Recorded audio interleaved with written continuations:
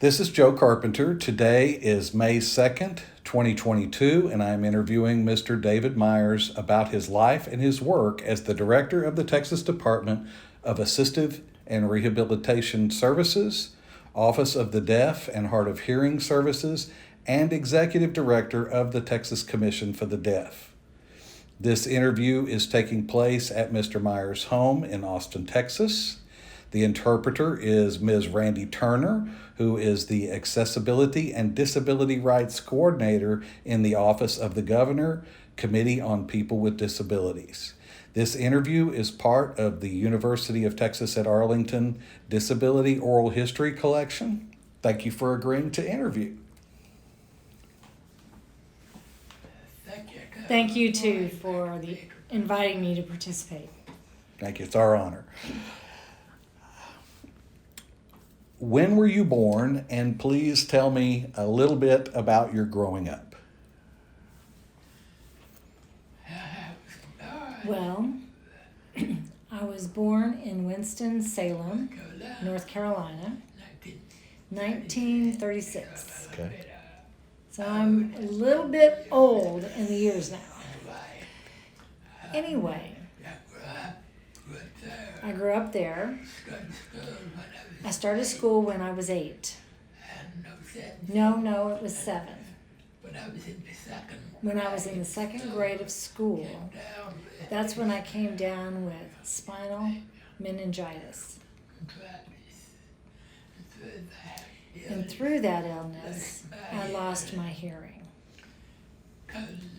Total loss of hearing.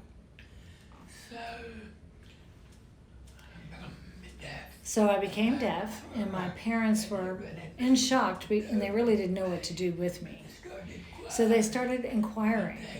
They started contacting a few schools in North Carolina, the School for the Deaf, and so on, but had not yet decided.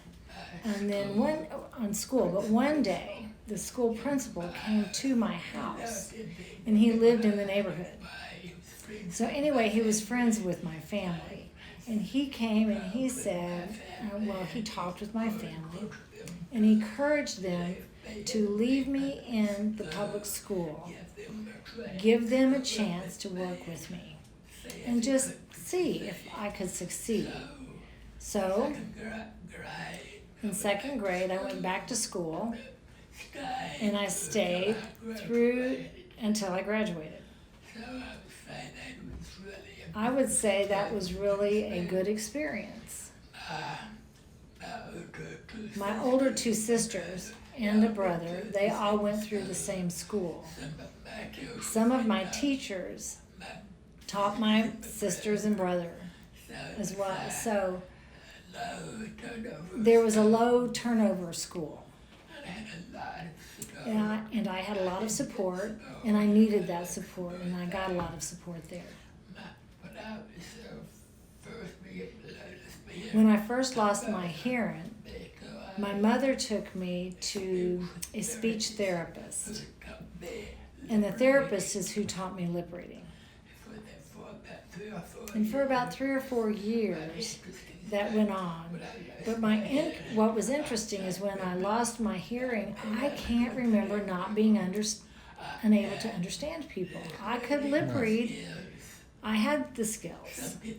Some people have it and some people don't. But from the very beginning, I had lip reading skills. So that was a big, big help for me. That made a big difference for me. When I came back to school, I was still kind of weak. Well, I was out for about 2 months.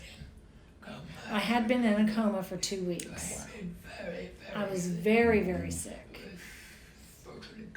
I was fortunate to be alive. But anyway, I went back to school. And then one day, I was out during recess, and I was playing catch with a boy. We had a baseball and baseball gloves. We would throw the ball, back and forth to each other. And during that time, I remember one boy came up behind me and grabbed my grabbed my baseball glove, and I ran after him. And he threw the ball to another guy, and he threw it to another guy, and this went around like that. That finally that glove came back to that first boy that took it. And I looked down and I picked up a rock and I threw it at him, and I hit him right in the head. Well, they had to bring him to the hospital and sew it up. My mother was called to come, and she was pretty upset. We drove to the hospital to see this kid, and he was okay. But the interesting thing is that boy became my best friend. And thereon, that guy never picked on me again. So I really think that they saw me as the weak one. And they were testing me. And I fought back. And so they backed off. They left me alone from then on. That was probably a turning point for me in my education, Yes. my educational experience. If I had broke down and cried, they probably would have kept on picking on me. I might have ended up at the state school for the deaf or something. Who knows? Right.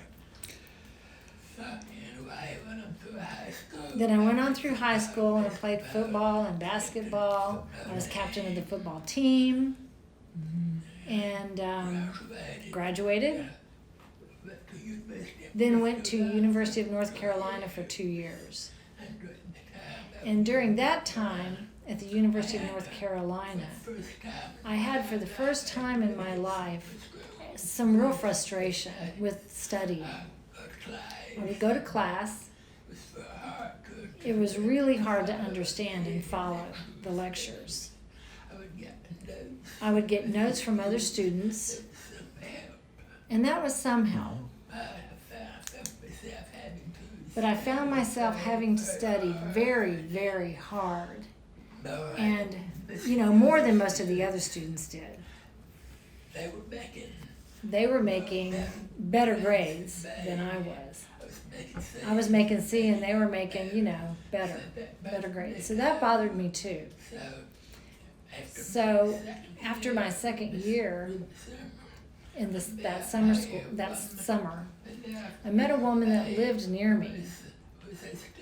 And she was also a student, but she was at Gallaudet University in Washington, D.C. So she told me all about Gallaudet. She said it's a college for the deaf. She told me all about Gallaudet. She invited me to come and visit the campus. And so I did. I went and visited. And thereafter, I made the decision to transfer to Gallaudet University. So right there, I did not know any sign language. I had to learn from scratch, and they didn't have a class. I just had to pick it up as I went along.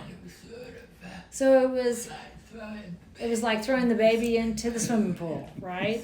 You swim. I had to swim. I had to swim and learn sign language. Anyway, I remained there for 2 years and graduated in 1961. And interesting, that senior year, I gave up playing football. I had played football at Gallaudet too. But I gave up playing football and I applied for a job with John F. Kennedy, President John F. Kennedy in his campaign. And I was hired. And when I went to the Democratic National Committee's headquarters, I applied for the job. They sent me to another office. And I went to that office, then they sent me still to another office. And that third place that I went to, they hired me. That was an office where they had campaign materials that they were sending out. They were sending them to the states all over the U.S., all these different materials. And so I worked in that office processing, shipping materials. And then there, a man that I was working for, he was a really good friend, and he grew up with Robert F. Kennedy. They grew up together. They were friends. So through that relationship, I got acquainted with Kennedy. So anyway, I worked there until the election. And then after the election, I was invited to work with the inaugural committee. That was another interesting experience. This was for the Kennedy swearing in. And I was invited to the inaugural ball and so forth. It was great. It was an amazing experience. So anyway, after I graduated from Gallaudet, I went to graduate school for about a year. And when I came back to Washington, D.C., after a year, the man that I had been working with before, he was still assistant to Robert Kennedy at the Department of Justice. And so he asked me, "Do you want to work here?" And I was like, yes. So I worked in the office of RFK for 2 years. That was 2 years, and that was wonderful as well. And I had another opportunity still to know the man, Kennedy, but it was very hard to lip read him. I had no interpreters back then at that time, so I never had really good conversations with them. But still, I was there. I had a few opportunities to go to his home, swim in his pool. Oh, wow. And once I even rode with him in his car. Another time, I went to New York, and when I was flying back, I was sitting in the plane, and guess who showed up? Him. He was sitting, RFK was sitting right there with me. So I had a good relationship with them. I met a few others too in the family. Then when JFK died, Bobby Kennedy sent me to work in Jackie Kennedy's office. That was for about 4 months. She was getting mail from all over the world. And her office staff were overwhelmed. So I was one from Robert Kennedy's office that went to help them out, help her out. I look back and I think, wow, that really in a way, that was trust. I want to go back a little bit. Mm-hmm. And I want to ask you about your parents. Tell me a little bit about your parents and about their response, particularly your mom's response to your illness and then to this realization that you could learn to read lips and taking you to this person who taught you to read lips. Okay. Well, my dad was a businessman.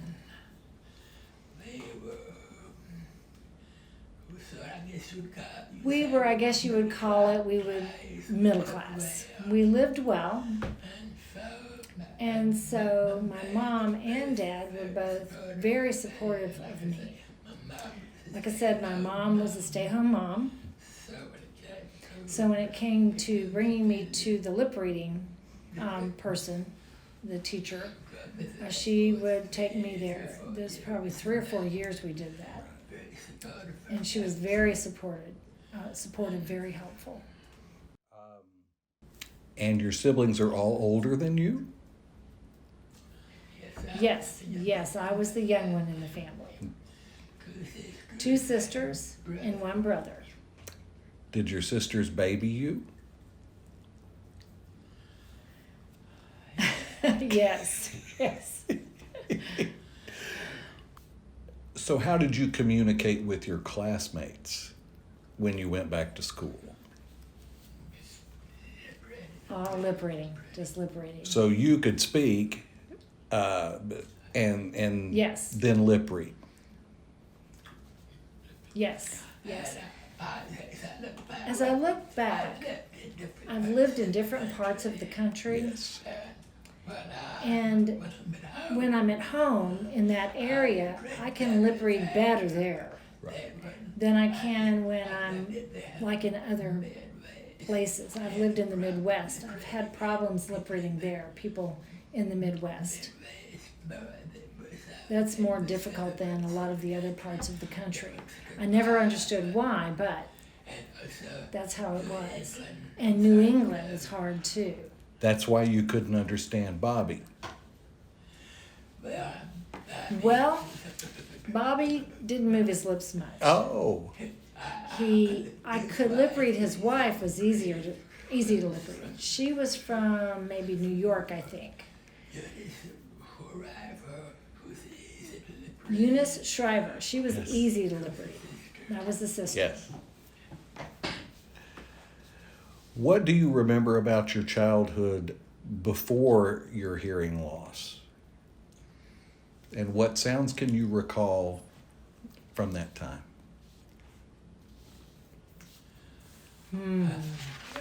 Well, I do remember a lot of sounds. But, well, first of all, mostly, for example, I can remember hearing birds. I can remember also, well, I lived outside of town, and I remember there was a sawmill. It was about a mile from our home, and I could hear that sawmill, Wow. the sounds of that sawmill. That was a long, long time ago. So it's hard to really be specific today. I can remember the church organ. I can remember people singing in church. I can remember that. Your mother's voice? Do you remember that? Not really. Any individual's voice, I don't remember. So it was larger settings that, or larger situations that you remember then. Yes, yes. So when you were at the University of North Carolina, you were, you mentioned that you had trouble reading the lips of the professors.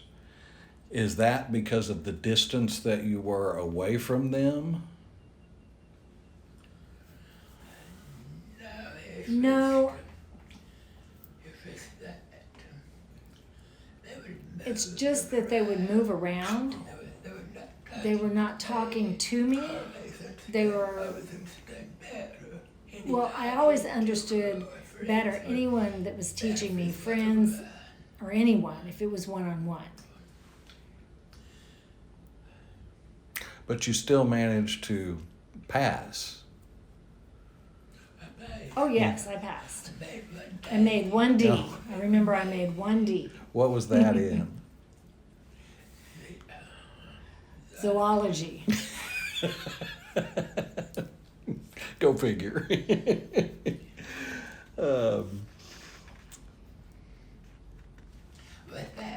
With that zoology class, I do remember that I took the course. And then after 2 or 3 weeks, the professor said, next class we're going to have a test. And so I studied and studied. And I was with some other students, but mostly I studied the book, what was in the book. And then when I got the test, a lot of it was new to me. Oh. Well, so I think I flunked that test, that first test. And so after that, I met with the professor and I said, I'm not familiar with this information. He said, oh, it was all from his lecturer. Oh, Nothing was from the book. So from there on, I knew what to do or how to deal with that. and how did you deal with that?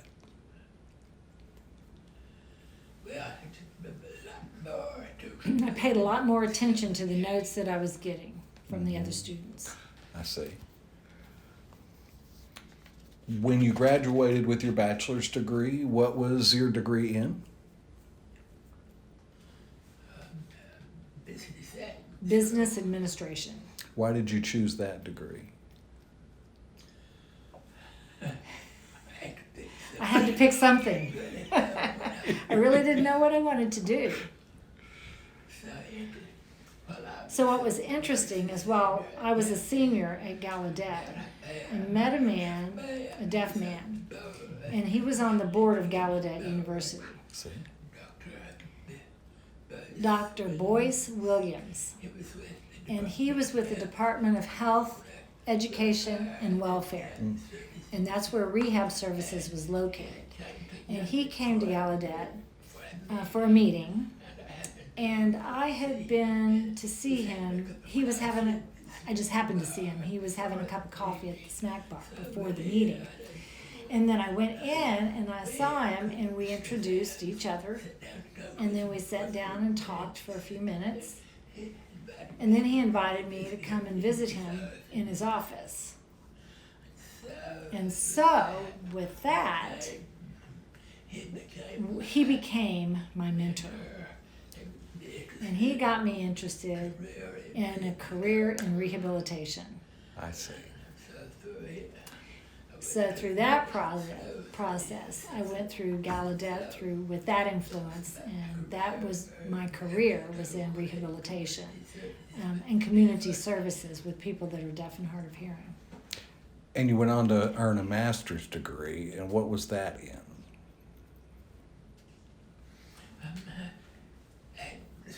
Administration and supervision. That was, well, I had 1 year of rehab counselor training. I had 1 year of that. And then afterwards, I was appointed to the National Leadership Training Program. This was at California State University, Northridge. It was a competitive program. I was one of 10 students that got selected for that leadership program. And the program was led by Dr. Williams. He funded, through his office, that program.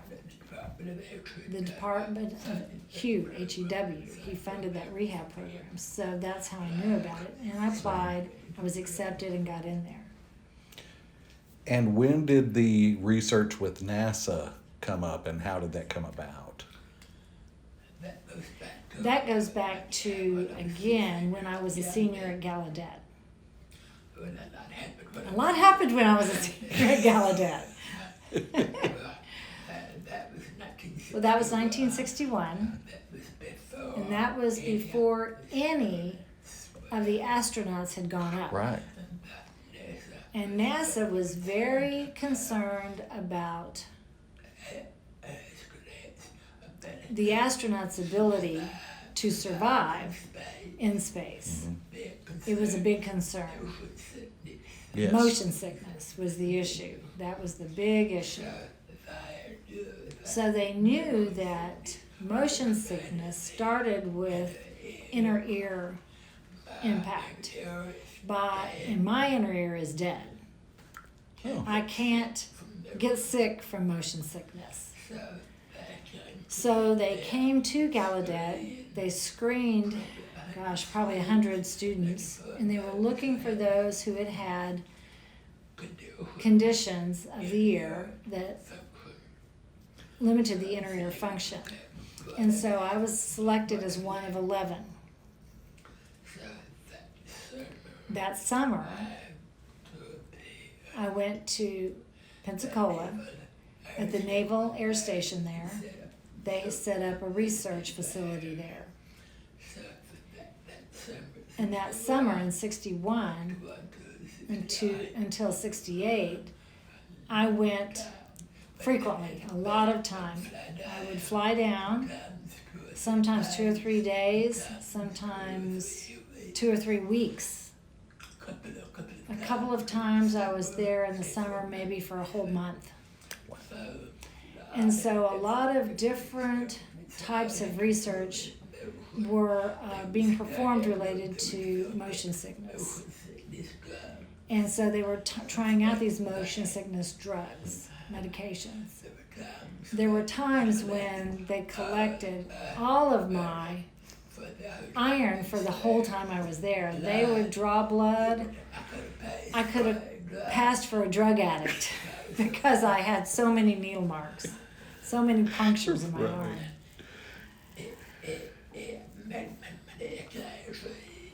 And many, many EKGs.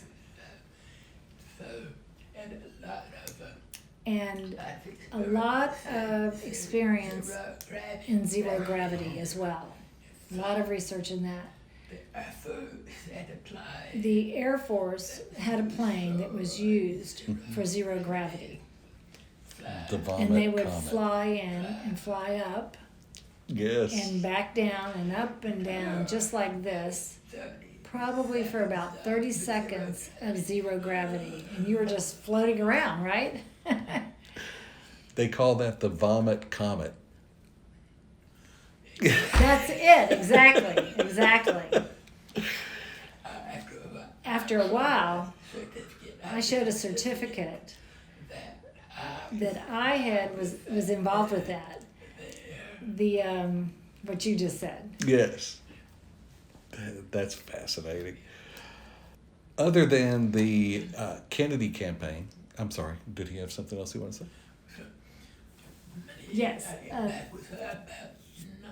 I guess back in about 1990, I met Senator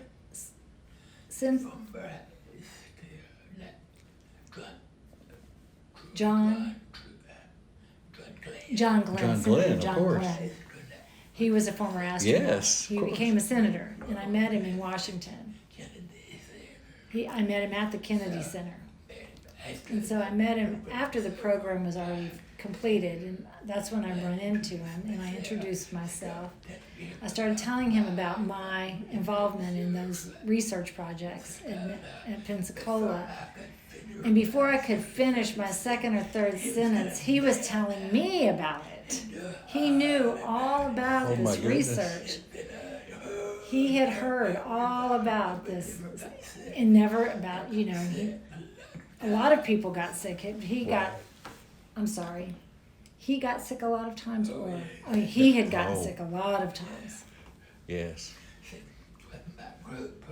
In my group, the 11 of us, every experiment that they did, they had a group of hearing individuals, and many were military.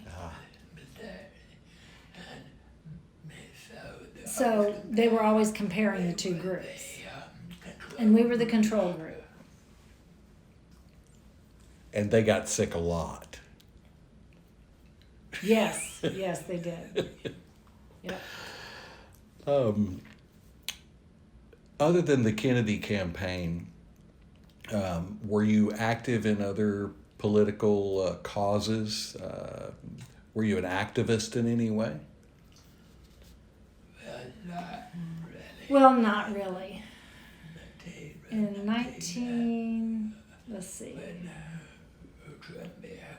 when Jimmy Carter was president, he appointed me to the Architectural and Transportation Barriers Compliance Board. It was a presidential appointment, so I was there on that board for 8 years. Carter left, and Reagan reappointed me for a second term. And did you get to meet Carter or Reagan? Nope. No gala events or anything like that? No. Just with the Kennedys? Well, with Reagan, I was invited to his inaugural, but I didn't go. Oh, you didn't go. So you got to know Robert Kennedy fairly well, you think?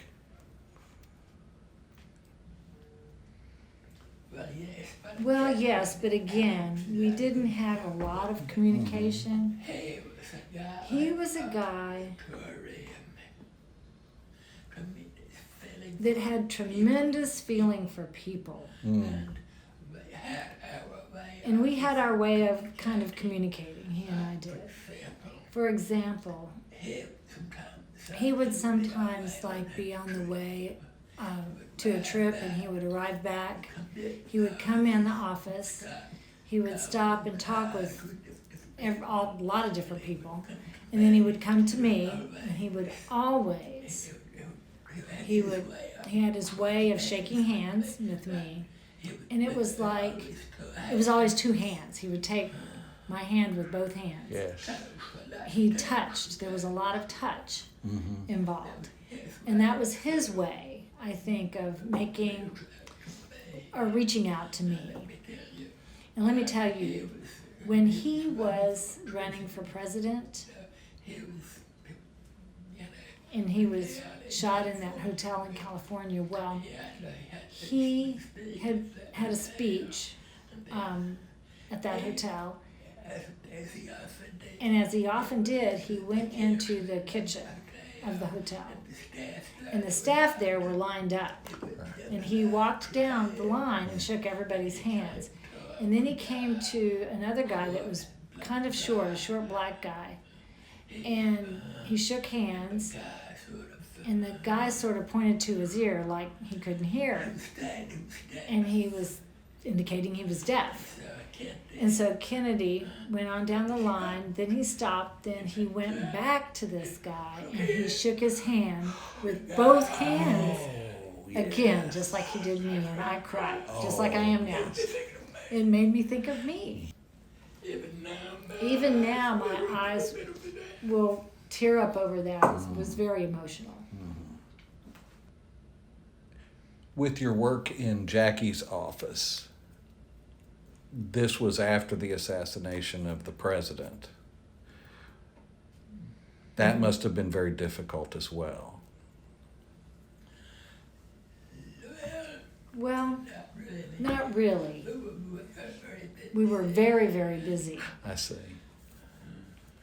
Did you get to know Mrs. Kennedy? She showed up twice. Mm-hmm.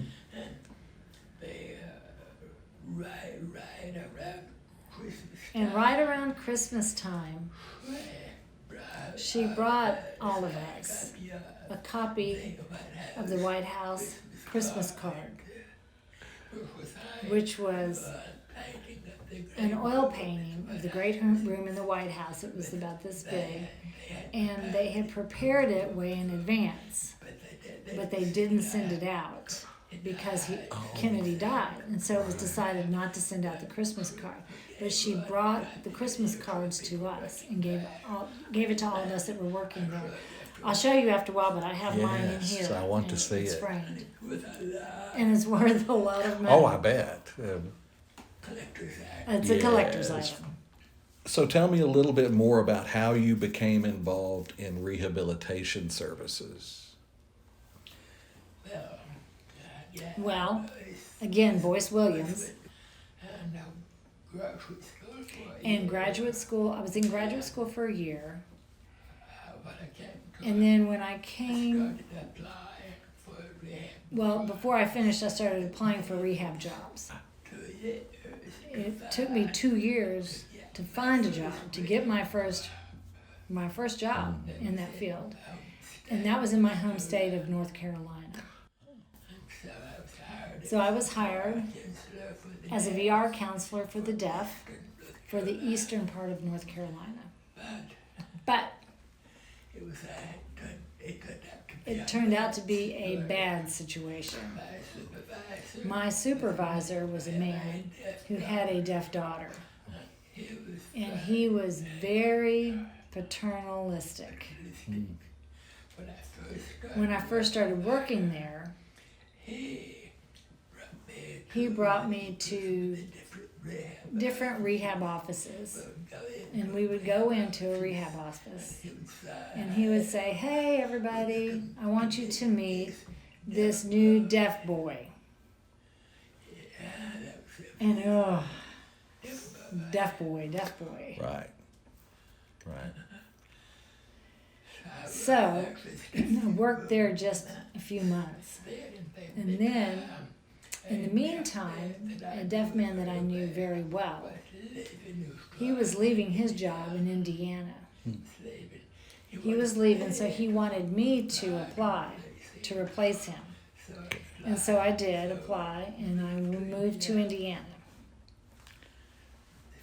And I was there for 5 years. So what year was that you moved from North Carolina to Indiana? Let me see. I think it was 64. Late 64. 1964. In 69, 269.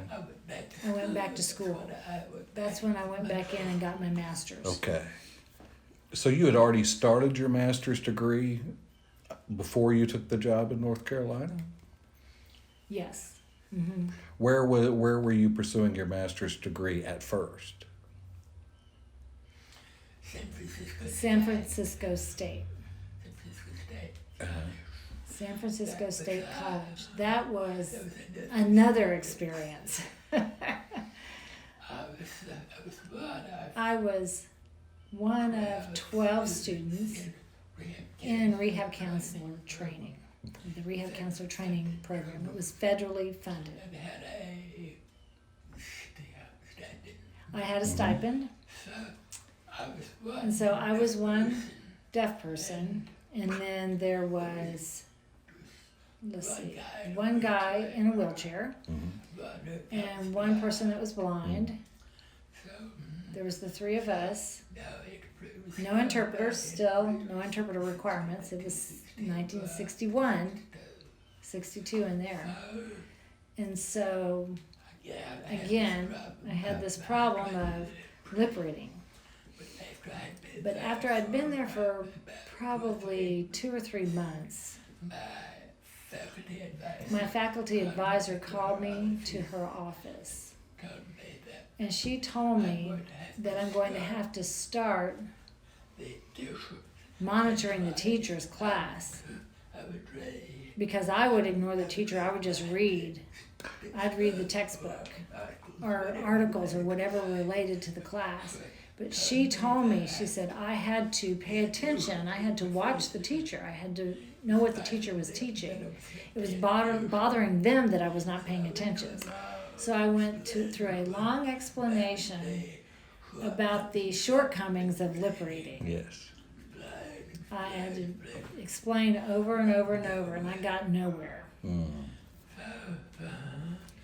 So then I would go to class, I would watch, fall asleep, watching the professor.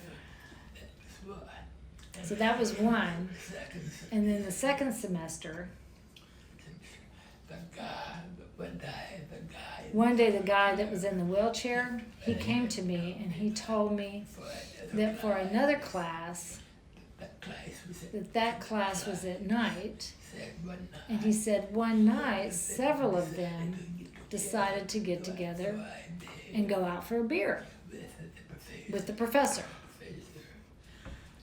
And I was not invited. I didn't know about it. So anyway, he said that they went to the bar and they were drinking and talking, and the professor made the remark about me. He told them he did not think that a deaf person could succeed as a VR counselor. He told me that, the guy in the wheelchair. So that turned me off. Yes. So that's when you went back to North. Well, I went to the head of the department, and he was a good person. He was good, and so I explained what had happened, and You know, he was, well, it was a little bit later that he told me that he was going on a sabbatical the end of the year. It was a 2-year program. And I was still in the first year. In the second year, that teacher would be on sabbatical. So he advised me to wait for him to come back. And that's how I went back to Washington. Oh, I'm sorry. Okay, I think I misinterpreted something. So the good guy was on sabbatical. The head of the department was the person on sabbatical. And then he said to wait until I come back. And then, not the professor, it was the head of he said, wait 1 year for me to come back. He didn't want to leave me there with those two, Yes. you know, who weren't supportive. Yes. So that's when I went back to D.C., and that's when I got my job. With Kennedy? Yes, with Kennedy. Okay. And that was 62 to 64, is that correct? Okay. Yes. And then you went... And then 64, that's when I got my first offer for a rehab counselor Right, job. in North Carolina. Yes. Okay. Yes. And then back to... No, North Carolina to Indiana. Oh, Indiana. And then back to school and at CSUN in California Right. State University. Okay. And then after that, I got the job in Ohio Okay.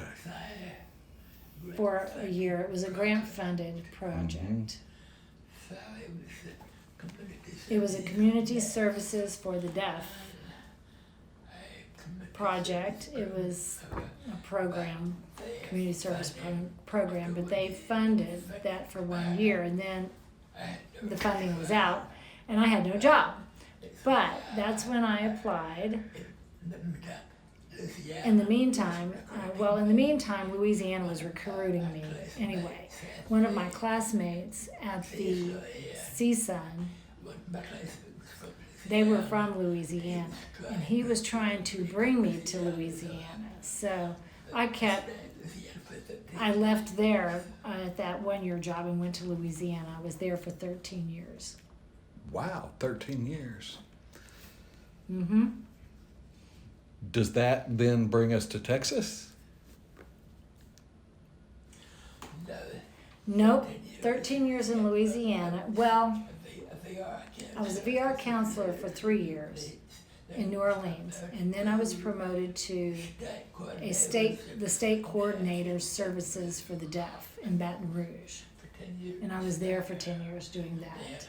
And then I moved to Michigan, same kind of position, state coordinator for services for the deaf for 3 years, and then Washington, D.C. to RSA, the Rehab Services Administration. It was Boyce Williams' old office, and they had hired me there. And Judith Dart was commissioner. Justin Dart, I'm sorry. You've heard his name, Justin Dart. He was a Texan. Yes. He was the commissioner. Okay. And so I worked there for 5 years. And then that's when I came here. I was recruited to Texas. And you couldn't leave.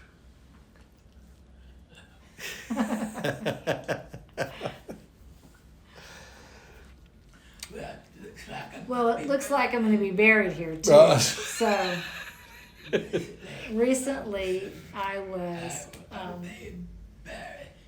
I'm going to be buried in the Texas State Cemetery. Wonderful. That's quite an honor. It is a big honor. Yes. The first deaf person ever. Really? That's wonderful. You have you have children, is that correct? Tell me Yes. about your children. I have a daughter, and she lives here in Austin. Mm-hmm. She has, I have 2 grandchildren. Uh-huh. She's about 15 minutes from here. And she lives in Pflugerville. Okay. Right. My son, he lives in Port Aransas. Okay. But not far away. Not terribly far away. No, it's about 4 hours. It's near Corpus Christi. It's on the coast. And he and I own a restaurant together. Oh. So he runs it. He runs the restaurant. He won't let me in the kitchen. It's my money and his work. And he owns the bar there too. Oh, I see. So what is the name of the restaurant? Cody's, Kodys. Cody's. And it's in Port Aransas? Yes. So your life's work has been in support of the deaf and the hard of hearing. Right? And you have created... And some deafblind. Oh, okay. And you've created programs in support of the deaf and hard of hearing.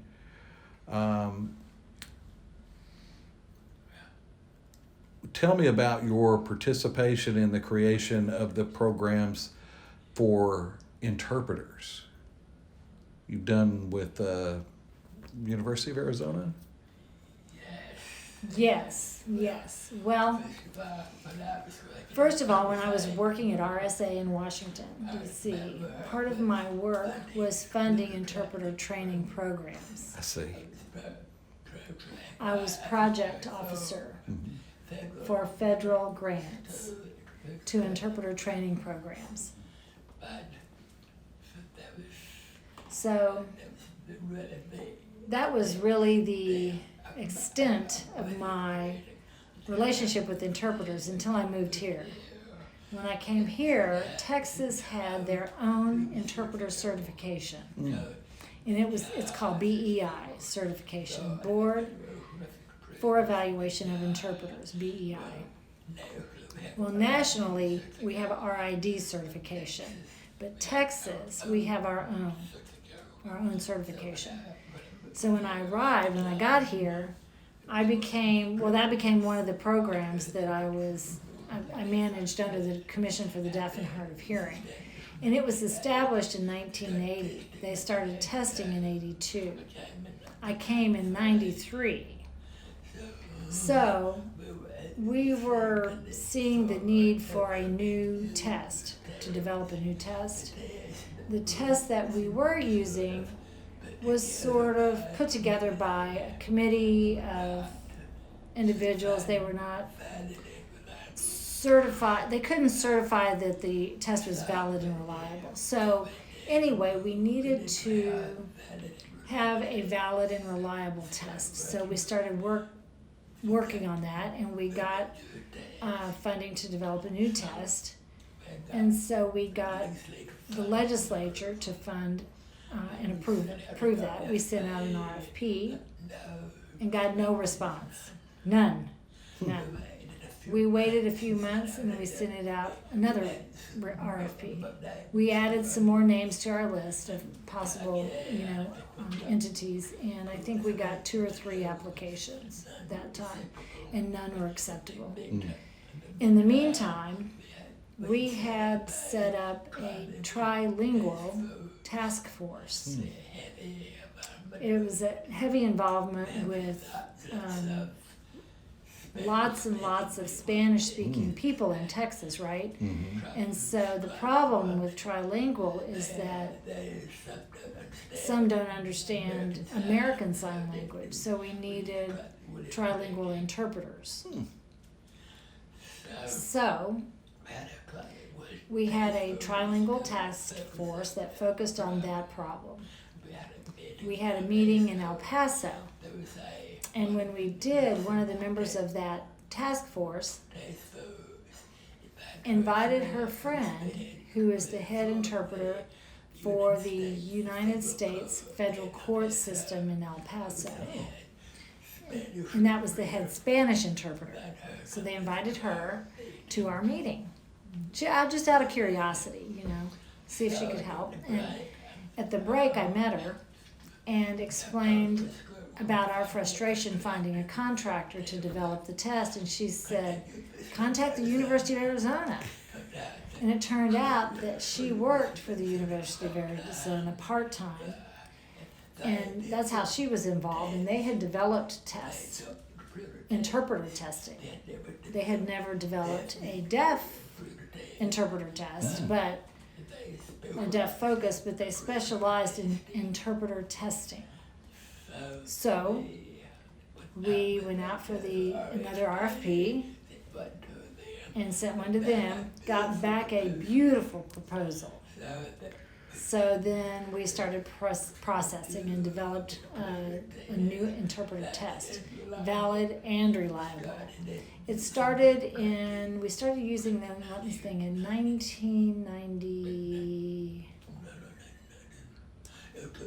2007 is when we started. And later, we coordinated again with the University of Arizona, and we developed a trilingual test, a trilingual interpreter test. We got a federal grant for that.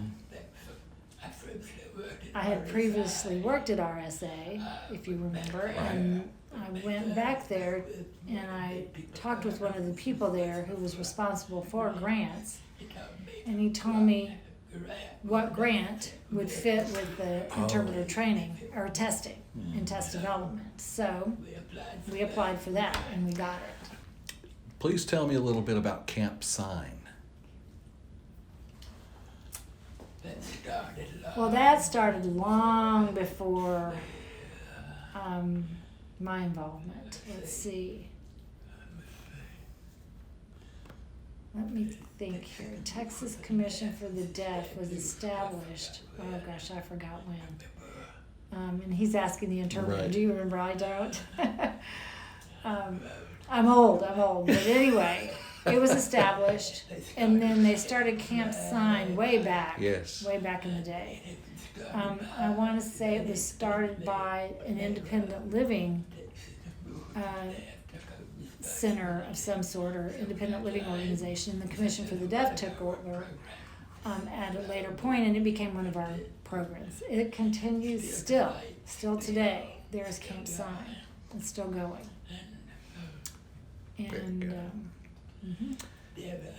a lot of deaf children. Mm-hmm. They're isolated. They don't have much opportunity to have contact with each other.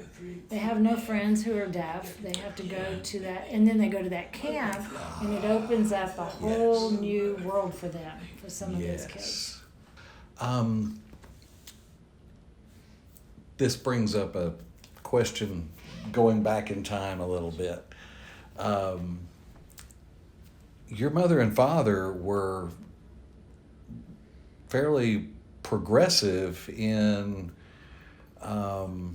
the way they reintegrated you back into school, and that has really benefited your career, it seems. Can you talk a little bit more about that?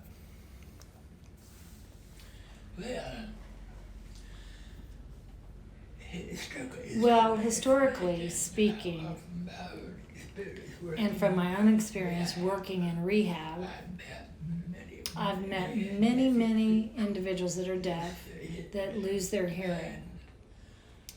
And many stay in public school, and many had terrible experiences. Yes. And not many, well, the people were not sensitive to their need. That was their experience. They didn't have the support they needed. They were frustrated. They were angry. And some, well, for me, it was complete opposite. I was in a good environment, a supportive environment.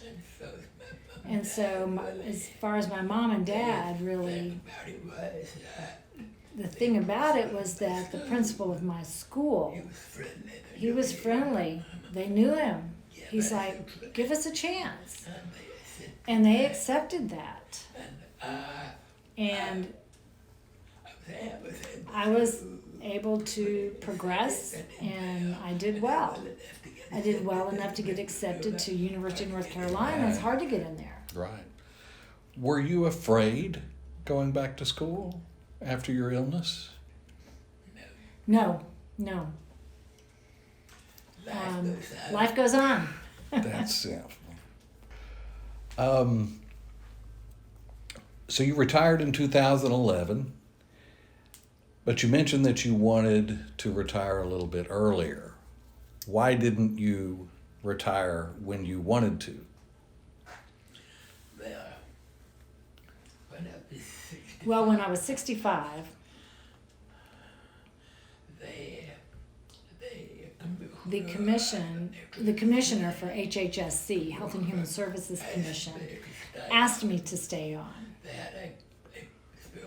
They had a special program where I could retire for, I think, a week and then come back. I could draw my state retirement, plus I could earn my income, my salary again. I see. So, Wow.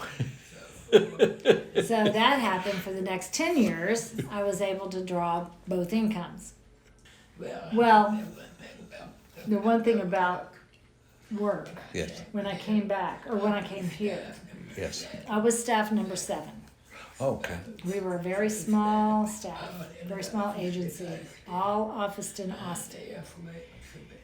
And if there was a need for a deaf person and they needed help anywhere else in the state, there was not much we could do except send interpreters. We would pay for interpreters. But we had no direct contact with the deaf community around the state. We only had the office in Austin. And so I went to the legislature and I made a presentation about the need for outreach, that we needed positions all over the state so that we could help people directly. People are not getting served. And so that first year, I went to the legislature, I got nothing. No money, nothing. But after the legislative session was over, Max Arrow, he was the former director of Texas Rehab Commission. Okay. And we knew each other. We were in the same, we would go to the same budget committee hearings at the same time and things like that. And he heard my presentation about setting up a new program to serve people out in the community. And so he called me one day and he said, I like your idea. I like the idea of what we ended up calling resource specialist. And he said, I like that idea. And he wanted to provide funding for a demonstration project. And so we set up one demo project. And it was in Tyler.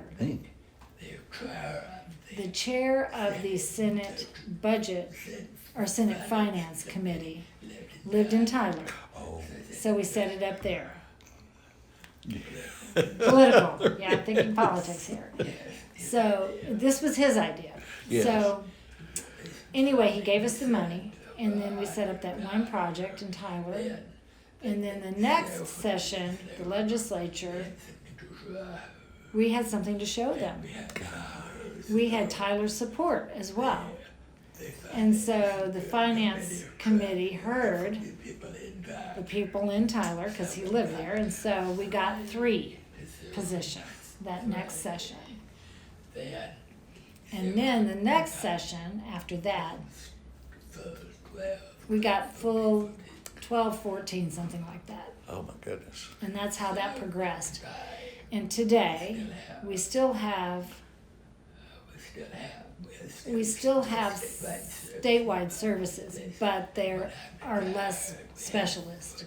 When I retired, we had 43 staff. Now it's reduced. It's probably about 10 less. And it's funding. It's funding issues. They Right. They cut budgets. Yes.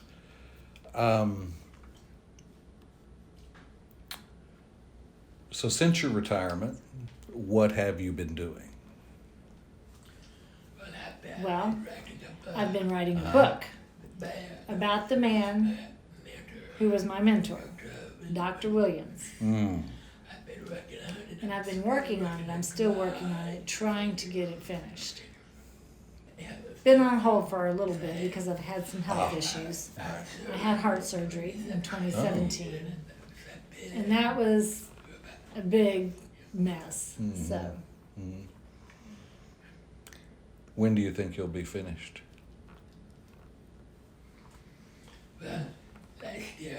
well, last year I said this year, so, and before I said next year. So, again, I'm hopefully this year. I understand. And you are involved in at least one board with working with the deaf and hard of hearing community. How are you involved? And what is that board? The Greater Austin Foundation for the Deaf, GFD. And we fund a lot of small projects. But we provided $130,000 for an Austin Deaf Club. It was probably 3 years ago. Is it growing? Well, they have they had a lot of problems with COVID. They were closed for 2 years. Oh, of course. So they're having some problems, but I think they'll come out of it. And that leads me to another question about COVID. How has COVID impacted the deaf community? I know that, for instance, wearing the mask, that would interfere obviously with reading lips, etc. What are the challenges that COVID has created for the deaf community, and how have people overcome that? Lots and lots of frustration Yes, has been I'm caused sure. by COVID. I'm sure.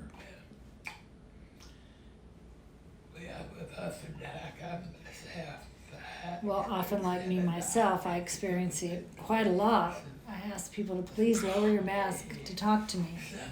Some will and some won't. If they won't, then they have to write back and forth with me. Yeah. So that's kind of frustrating. And would you say other people in the deaf community, have you heard that, are they having similar experiences? Oh, Yes. sure.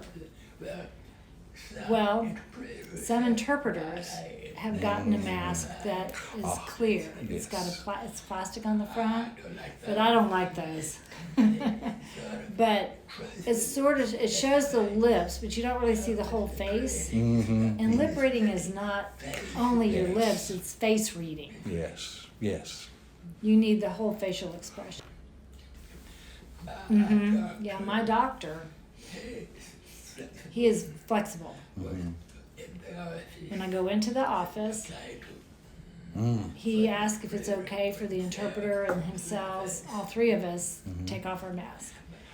But only yesterday I was talking to a friend who was telling me about probably just 2 or 3 weeks ago, he has heart problems.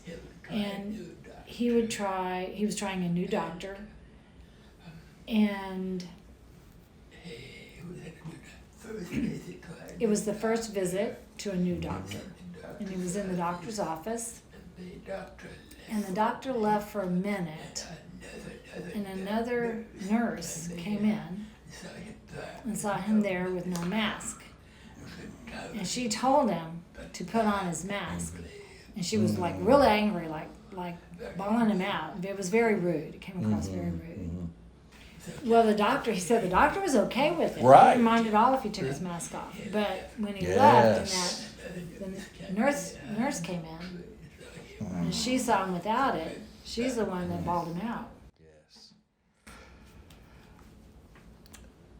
Will you explain to me a little bit about deaf culture, the culture of the deaf community?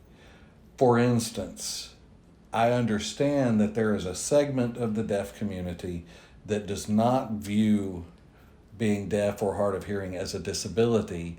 They call it a difference. Tell me a little bit about that. Well, State of mind. it's Ah. state of mind. Goes back to state of mind. It's generally things are people Generally, they are people who might be angry. I see. they feel they're They feel that they've been mistreated. mistreated. They feel that you're They feel that you have a disability. you have a disability, and it's like, no, I'm deaf. I'm normal. Right, I'm fine. right, I'm happy to be deaf. right. That's their attitude. Is that primarily among people who were born deaf versus people who maybe lost their hearing later in life? No, it could be Either either way. way. Either way. So there's no. People who lose People who lose their hearing have a harder time accepting their deafness. the denial, They stay in denial sometimes. they're not happy people. Generally, they're not happy people too. And this is the interpreter for clarification. You mean like later in life, people who lose their hearing later in life? What, if any, discrimination have you experienced in your life? Oh, well,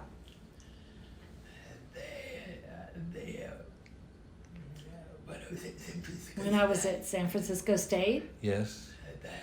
that was a big one. Yes. Oh, lots and lots of discrimination then. But I I just think that it's important. I think it's much to my benefit is that I don't let things get me down. I just keep moving, and keep going forward, moving ahead. Just keep moving ahead.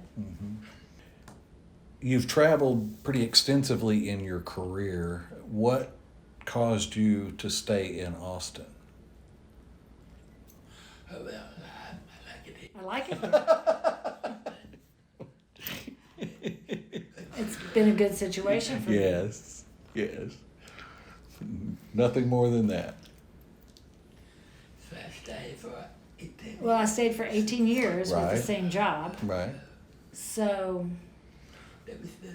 that's the longest I stayed with any job. Do you wear cowboy hat and cowboy boots? I did for a while.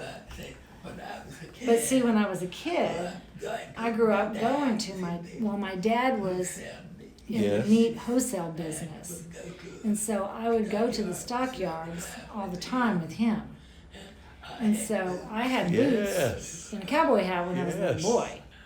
So as an adult?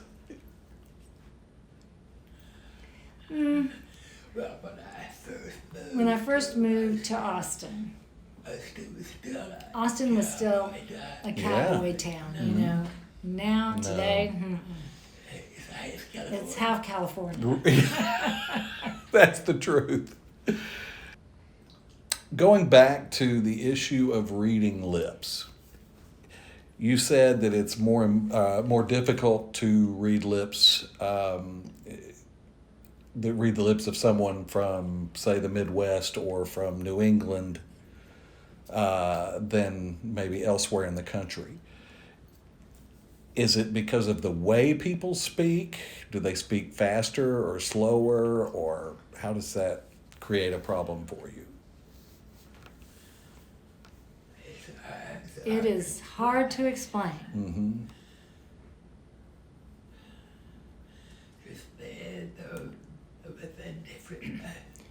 With different accents or a different, even like a foreign language. Sure. it's all different how you pronounce words and how your lips move. I don't hear anything. Right. So it's all the way the mouth and the face, moves. Right. So it's really hard to say. I do know some deaf individuals who lip read very well, no matter where Oh. the person's from. But for me, I don't quite have that skill. Could it be because you're a Southerner? Well, Texas is south too, but it's still not the same Not the as same. North Carolina. Ah. So, what's funny, one time I was flying from Washington, D.C. Let's see, I forgot where I was going, but I was sitting and I was reading a book. Sitting on the plane, I was reading a book. There's a woman next to me, and she started asking me about the book that I was reading. And we got to talking, and we talked and talked and talked and talked. And so finally I asked her, you was so easy to lip read her, I asked her where she was from. And she said, right over the line between North and South Carolina. I'm sorry, Tennessee, but right close to North Carolina Okay. line. So So- who knows? I grew up in that Yes, area, right? Right. That makes, When I was in Michigan, I had an interpreter who grew up in Michigan. And my mother was still living at the time. And once in a while, I would give her a call.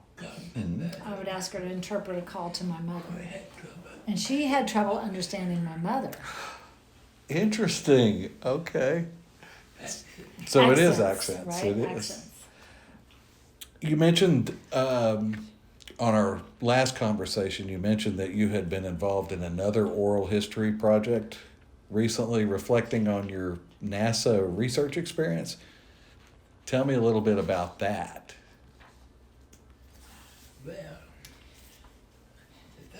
Well, they were interviewing the people who had been involved way back. And so somehow I got on that list. There were 11 of us, but there were just 2 of us who were still involved. Mm-hmm. Several of them, let's see, 4 I know of us are still living. The other 7 have passed away. So anyway, they interviewed the 2 of us. We were willing. They interviewed us separately. Mm-hmm. And it was with an interpreter, just like now. Mm-hmm. So, let's see. Did they film us? Yeah, they did film us too. And did you stay close to the people that you were in the research project with? Not really. Not really. So is there anything that you would like the hearing community to know about the deaf and hard of hearing community? Is there anything that we should know?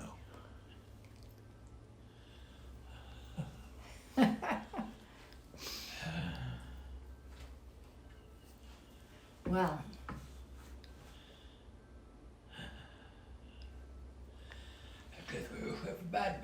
I guess I wish everyone would just learn to sign. Oh, right, right. It's interesting that the man that I'm writing the book about, Yes. that was my mentor, in 1957, he awarded a huge grant to the National Association of the Deaf. And this was to start teaching sign language in communities all over the country. That was big. It was a big deal, big influence. Previously, there few or almost no classes, very few sign language. A few churches might have a class, Right. but no formal city or state, programs. That funding. So that funding started a domino effect. Funding is So the funding lasted for probably 15 years and then went away, but then other funding projects became available. Many colleges and universities, they've started teaching sign language now. What would you say in your career has been your proudest achievement?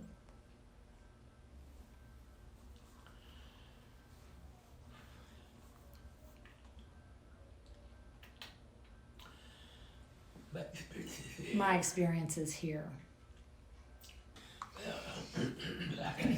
Like I said, we started off with a very small 7 staff, and we Yes. blossomed.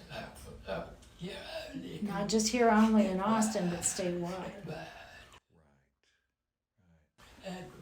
And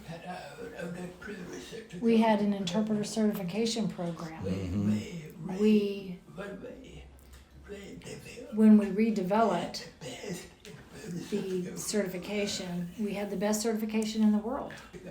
The University of Arizona, Yes. they know it was a wonderful partnership. They also developed a trilingual test. And they have developed a deaf interpreter test as well. It's still not finished, but they started that when I got the federal funding for that. Right. But anyway,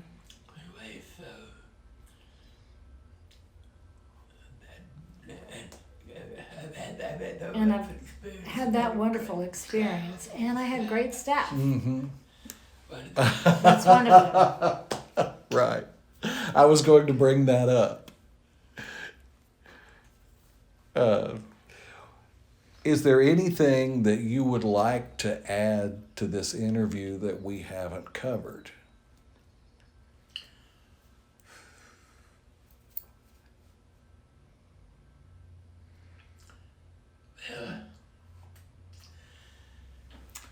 Well, the situation right now, I'm retired. The politics and the situation right now has changed. I'm not happy with a lot of things that are happening now. The support of the legislature is just, it's not there. I'm glad that I'm retired because I don't have to deal with the current situation. Right, with the frustrations of that. And it's strictly budgetary? Well, Not really. it's not really, it's attitude as well. Okay, can you expand on that a little bit? People don't care.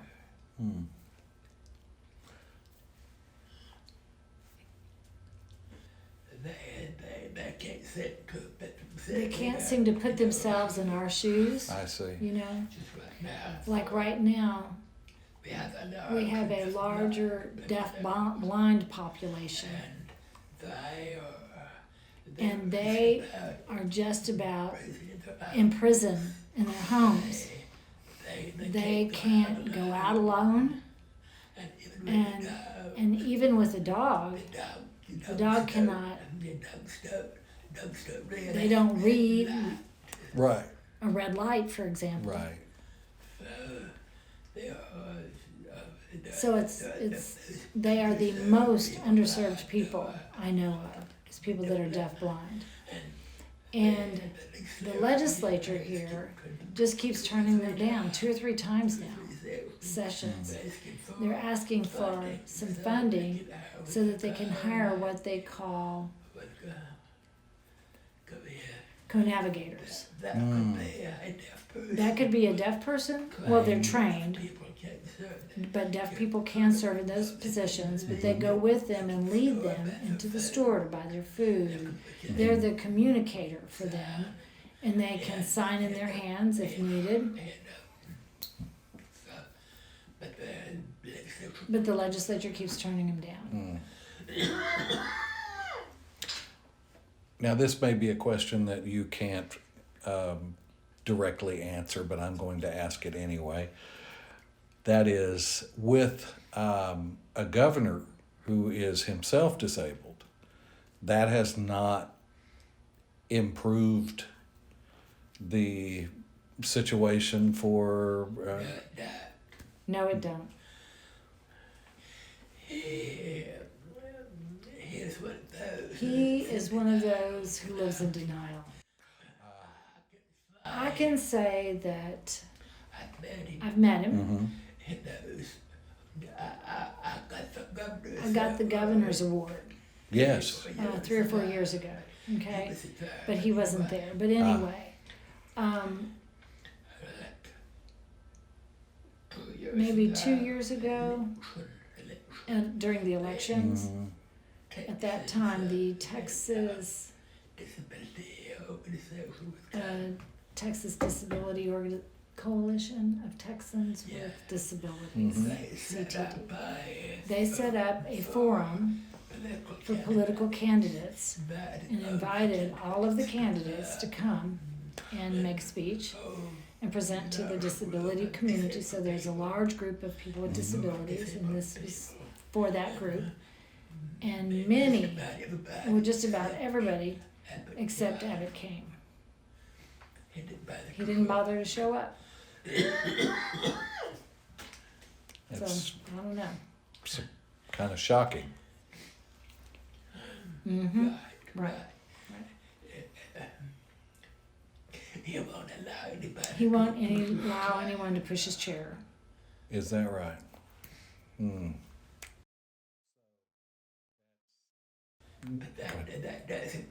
But that doesn't mean he's a bad guy. I understand. It's just, He doesn't have a lot. he doesn't have a lot of empathy, it seems, for people who are. A tree fell on him. Right. And he collected, I think, $3 million. Right. And his disability is a big benefit. Right. Most people with disabilities, they don't have that kind of benefit. Right. They, they suffer. He is, I guess we've known each other. I know who he is, he knows who I am. But a few years ago, I was in a restaurant and I was with a deaf friend of mine, and we were signing, and he came in and looked around and saw me and waved. So, he recognizes me, but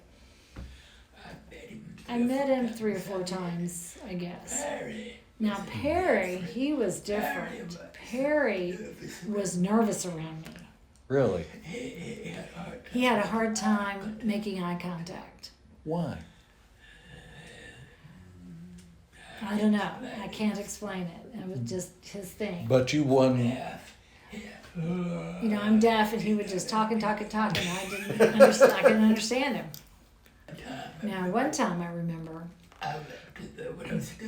when I was still working, I went to the Capitol one day. We had a meeting there.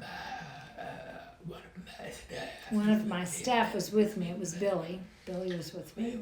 And we went and arrived early. He gave us some time to kill. And so we saw a bunch of kids come into the second floor. And we knew the second floor was where the governor's office was. So we were curious. So we went up to the second floor and we stood there and we watched.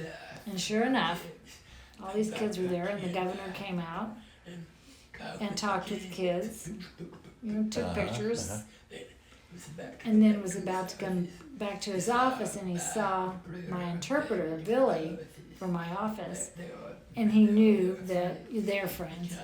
And so he came, he shook hands, he stopped and talked with Billy. He did not, and Billy continued to interpret for me, but Perry didn't so much as look at me.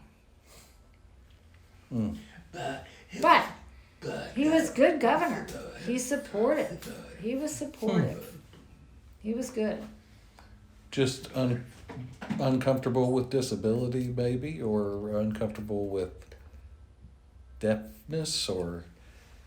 I think it was. I think it was the deafness. What about Governor Bush? President Bush, I guess. Very, Very warm guy. Very warm guy. When he was president, he invited me to the White House one time. Oh, really? Did you go? Mm-hmm. Oh, you did. He seems very genuine, so that's interesting. Anything else you'd like to add that we haven't talked about?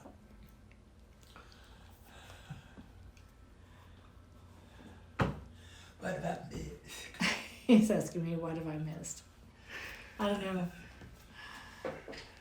I want to thank you for participating in this collection and giving us your story. I was telling Randy that I was so excited to be here in person because your story is so rich and so full of interesting events, and it was such an interesting time in history, and you were right there in the middle of it. And that's also very fascinating. Well, I've had that. Well, I've had the good fortune of seemingly being in the right place at the right time. And just like when I went to Gallaudet, I was playing football, but I became more interested in Kennedy. I liked Kennedy. So I thought, I like Kennedy. I want to get involved. I want to get involved with the campaign. So I went and asked for a job, and I got it. And it just so happened that my boss was really good friends with Bobby Kennedy. Right. So there you go. Yes. Things just worked out in my favor for often. And with NASA, I was one of 11 who was picked, you know. Most deaf people would not qualify. You know, people that are born deaf won't qualify, etc. But only those who had spinal meningitis because of the inner ear failure of that function. And so, anyway. So you could be a fighter pilot right now.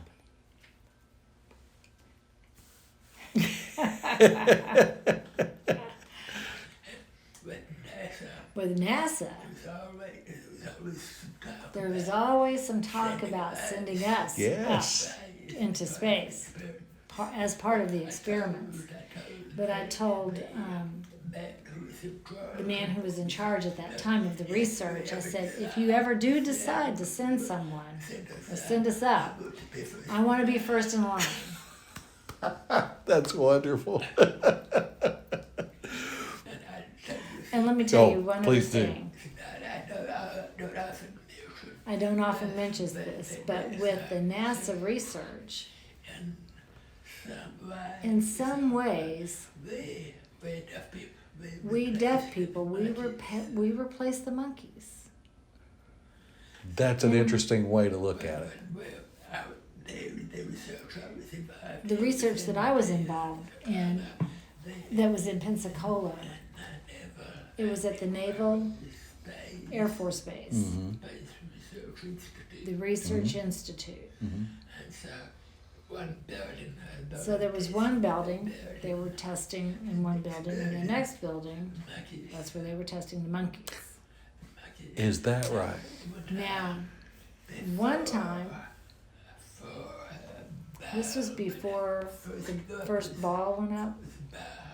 It was the ball.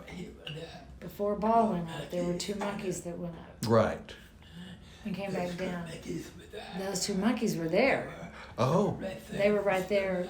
They were still alive, and Wow. we were there. And they were there in that next building to us.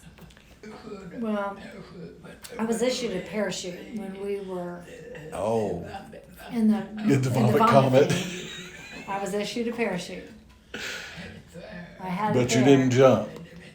No, I never had to use That's it. very fortunate.